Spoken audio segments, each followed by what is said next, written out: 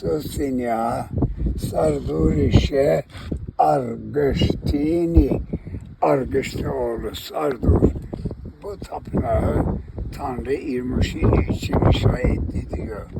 İrlu adniyesini mentuşela eşriyeli eştiğini şebima u aşe diğer halde. Burası bir dağdı, bir çöldü. Benden önce hiçbir şey yoktu. Ama ben Tanrı Halde'nin gücüyle eyalet merkezi olarak bu şehri kurdum diyor. Hamdi.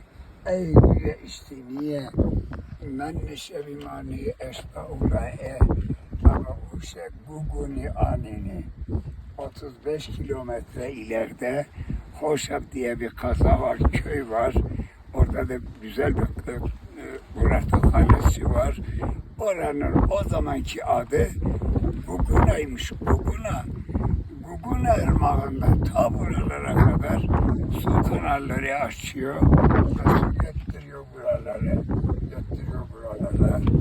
O süreçtiye, o suyla